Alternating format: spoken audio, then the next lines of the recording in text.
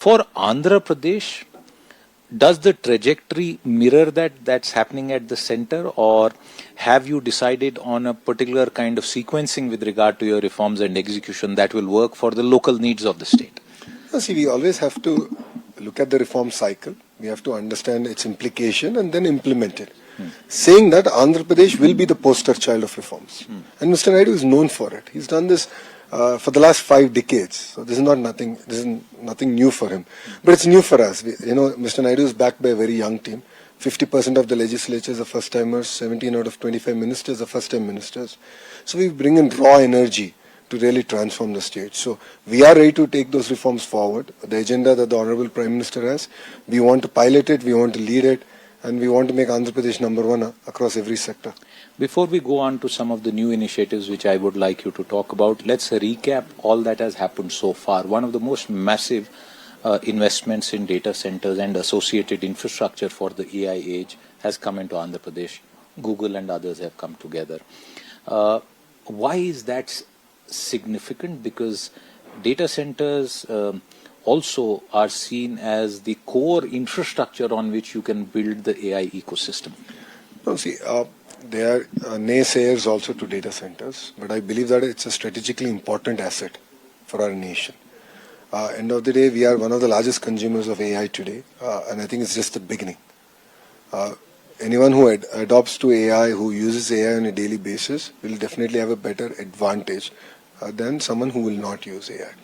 Saying that, we need to build the backend, we need to build the infrastructure, and it has to be in our country.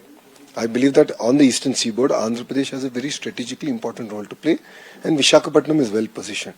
So 3 cable landing stations are getting built out, and we have a clear policy to attract 6 gigawatts of data center investments into Andhra Pradesh. We have done 2.5 gigawatts of it. Balance also we will lock it down, and we intend to execute it at a pace. By when do you expect to lock down the additional 3.5 gigawatt that you're talking about? Next 12 months. Next 12 months. We intend to lock it down, and we want to execute all this by 2029, if not a year more. In terms of the benefits to the state economy, what is the consequence of all these massive investments? So let's talk about data centers alone. Again, this is a hot topic across the globe, right? Yeah.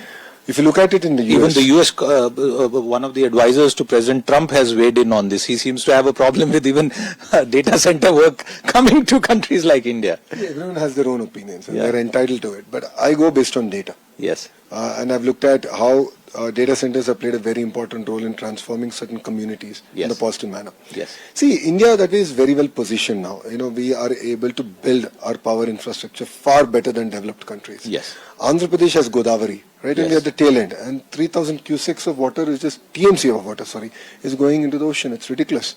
So we have to save that. Every drop of water can be used efficiently. With 6 gigawatts, at best we'll end up using about 4-5 TMC and not more than that. So, we have assets, we have to use it well, we have to sweat them out well.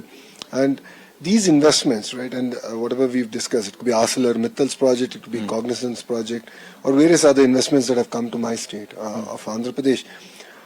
These are very, very important because India has the demographic advantage. But it's an advantage if you use it.